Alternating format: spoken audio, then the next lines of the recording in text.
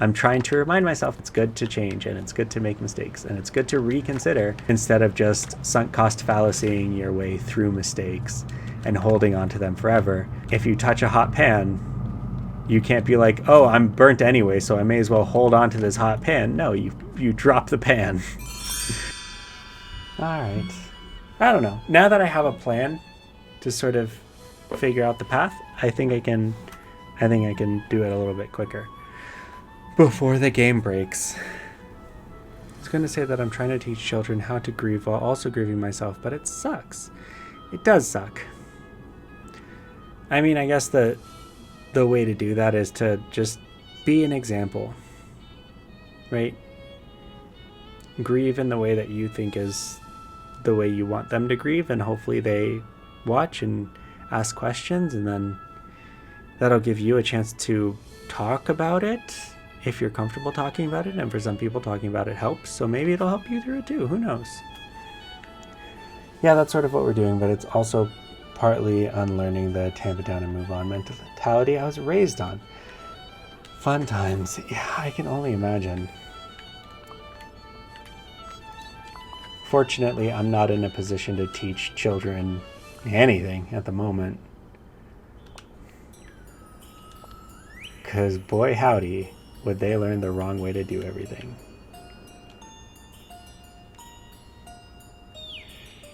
Yeah, but Taters, you're a grown-up. Teaching grown-ups is different from teaching kids. Which you already know. Hopefully that saves. Cool. I'm gonna make it a little bit wider. Do I have room to go one more? Let me get rid of this flower and move this lamp a little bit. That's what I like about learning from grown-ups, is that grown-ups have had pretty much the exact same amount of experience that I've had.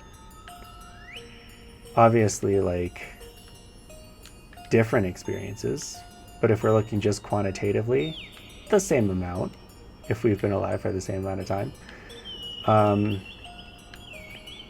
Whereas kids haven't done that yet because they're still little. So talking to a grown-up, you share your experiences and you I have to do this one at a time, and then they share their experiences and you end up learning pretty much double, right? I can't remove that little bit of path. That's fine, it'll stay. And then with kids, they don't have any experience to pull from, so they're just listening to what you say when it comes to some of the big stuff. And it's like, that's not really ideal, is it? You need to like compare and contrast. Can I paint grass? I can not. Oh, I'm doing a really bad job at this. Hold on.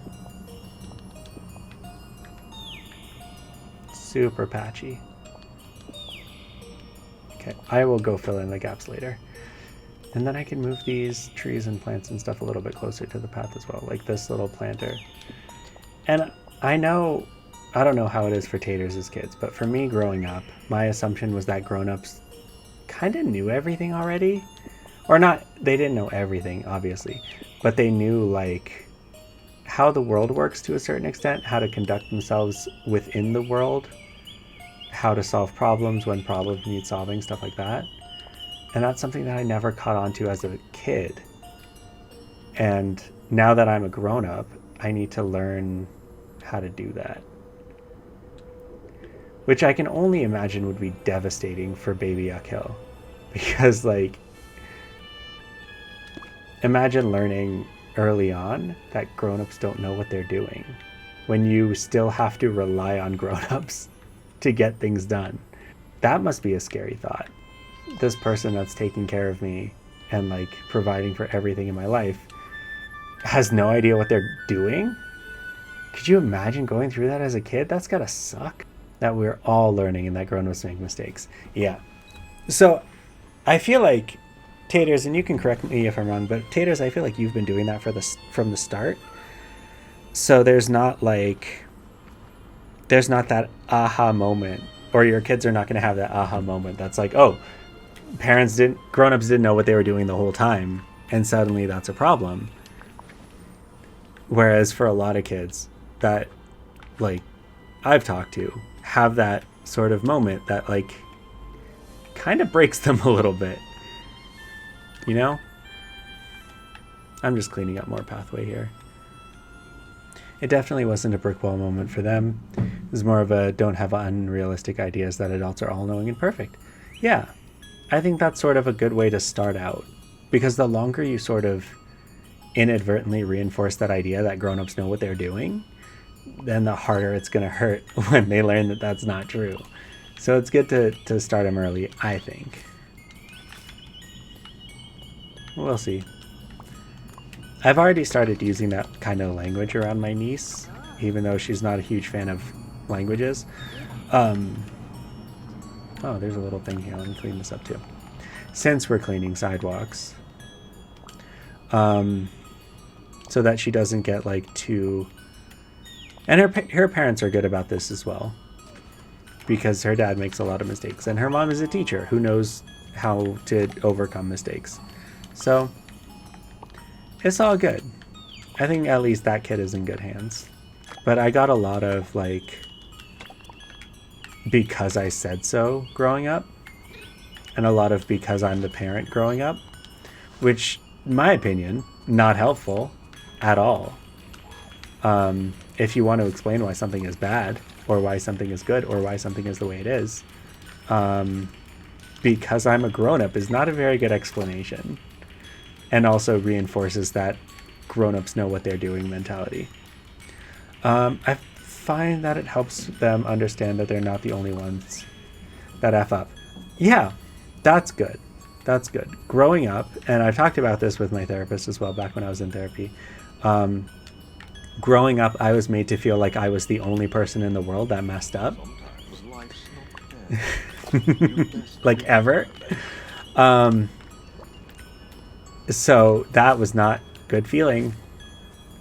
And that's something that I've held on to probably forever, which is why I'm so hesitant about, like, this big social media change, because it feels like another mess up in 30 years of mess ups. But I'm trying to remind myself that it's not, and it's good to change, and it's good to make mistakes, and it's good to reconsider instead of just sunk cost fallacying your way through mistakes and holding on to them forever. Right?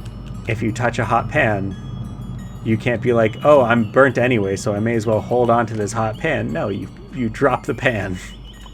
And I said I was going to talk about it more on stream, but, like, I think this might be my last stream for a while. I might pop into MJ's stream every once and again to play Star Wars. Nope, Taters, I'm talking about it right now. And yeah, so I'm probably going to stop streaming. After Friday, I will stop posting on TikTok as well.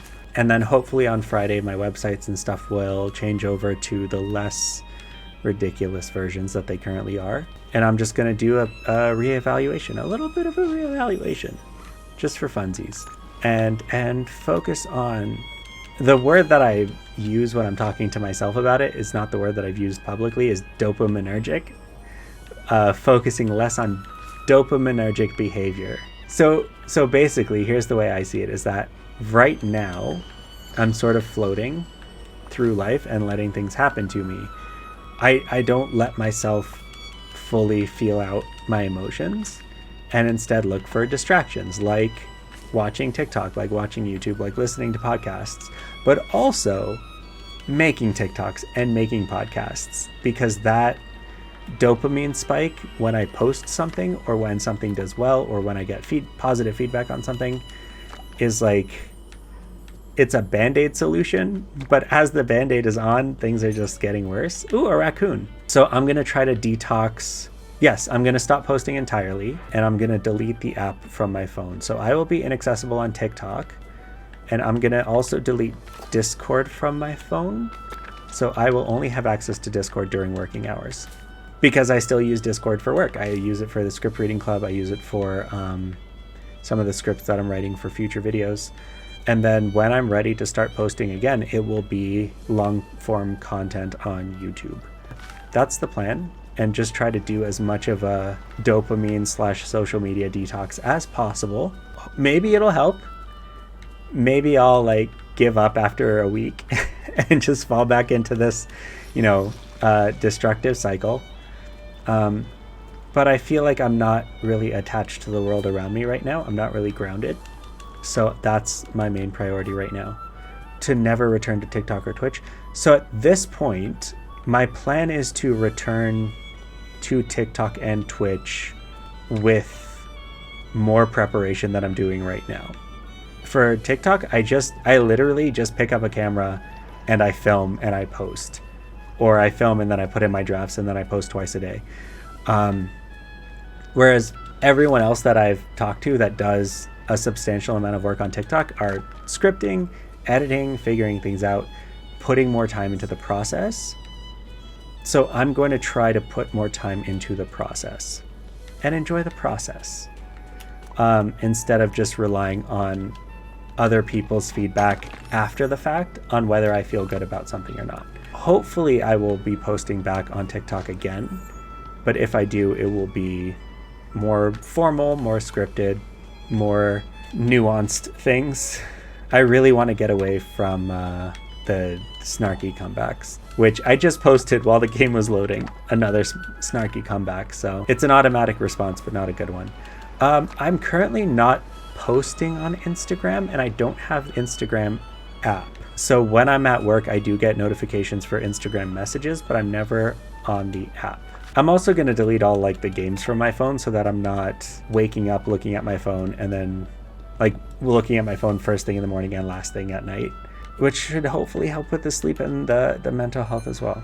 And then returning to Twitch, again, I want to have something a little bit more structured, closer to ideally I'd like to do what the big streamers that I follow do, which is like a topic that they talk about, a game that they play, plan it all out in advance, go through all the motions and stuff like that, instead of me deciding what I'm going to do on stream as I'm starting the stream. And just put a lot more thought into what I'm doing in general, because right now it's all just reward, response, reward, response, reward, response, and not really am I putting time and effort and passion into actually making the thing, or am I just relying on external validation? And it's definitely the second one right now, but if I want content creation to be part of my life, I want to make it the first one, so that whether a video does well or not, whether I get hate comments or not, I'm still enjoying the process of making content. I also don't know what I'm doing in this game anymore. So yeah, that's the plan. It sounds good and healthy. When I say it the way that I'm saying it, it sounds terrifying when I have to think about it. Because it is a complete overhaul of how I structure my day. Hopefully it'll be more beneficial, because it'll mean that I'm doing structured activities like working during work hours instead of filming TikToks and taking naps during work hours. And then hopefully I will have more time for everything, because I'm not just distractedly picking up my phone every few minutes and wasting hours out of the day. Recognizing those patterns is huge, so congratulations for that. And taking that step to stop the behaviors you've recognized as destructive is amazing. Yes, I've been very, very resistant to stopping behaviors.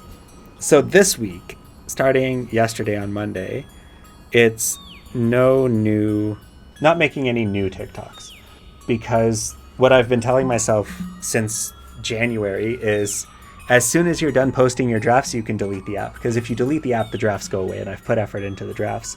But my problem was I kept making new drafts, because I was only posting twice a day, and I was making stuff like 3 or 4 times a day. So now, this week, yesterday, I've cut off no more new drafts, and there's one video that I can't post because it's stitching someone who privated their video. So TikTok won't let me post it, but I will be posting drafts until Friday, and then that's it for content. I'm working on a script with Nuv, the poet, right now, which he is going to post on TikTok, and I'm going to see if I can turn that into a YouTube. And that's sort of the first step, is like scripting out content. So the plan is to come back eventually. I don't know when, just when I feel like I can feel good about what I do. That's when I'm going to come back. And I think it helps that I'm in Canada, which means TikTok cannot be a job for me. Because if it was, I would probably go off the deep end. Like, the videos that I've made that are like vaguely antagonistic recently, I would just make more of those, because that's what would have been making me money if I was in the States. And then I can turn calling people racist on TikTok into a full-time job. So not getting any money is definitely a good incentive. And then also, so MJ's stream, I'll still be on MJ's stream, and I'll still be on the Once a Ranger podcast.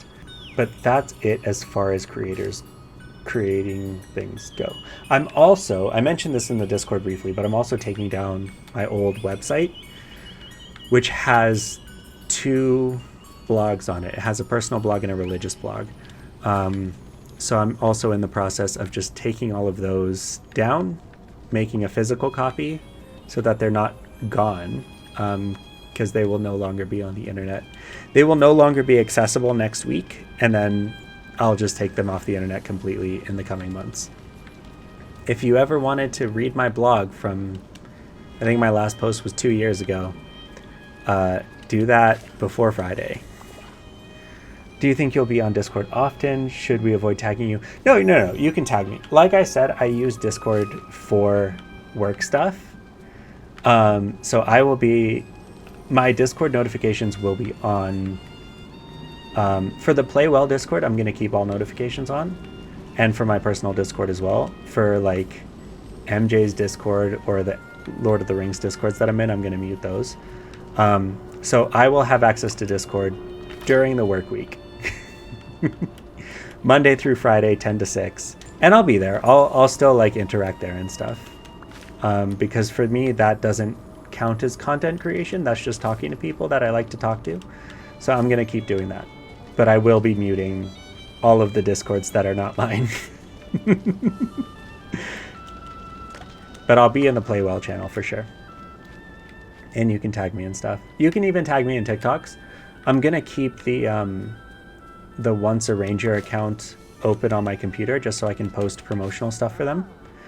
And look at analytics and stuff. So if you send me TikToks on Discord, it's going to say Once a Ranger viewed the TikTok. Yeah, I'll still be there. And I still have a bunch of saved comments and saved videos of things that I've wanted to respond to and wanted to comment on. But never got around to actually doing because it involves like other people or costumes or props, or for me to do more research than what I already know. So if I do end up coming back to TikTok at any point, it would probably be just to address those. I've only followed your stuff for a short time, but you seem nice and genuine. I hope the step away does well. You find renewed energy for whatever you want to do in the future. I hope so too, Somberton. I honestly hope so too. I don't know, Somberton, if you're in the Discord, but we were talking about it earlier today or yesterday about how my content has become a little bit unhinged over the past few months. And if you compare it to my stuff from a year ago, it's almost like I'm playing a completely different character. And I don't like that. I don't like that that's who I've become on the internet. And maybe if this break turns out really well, I will be jacked by the time I come back, and I can finally do that Prince of Persia cosplay.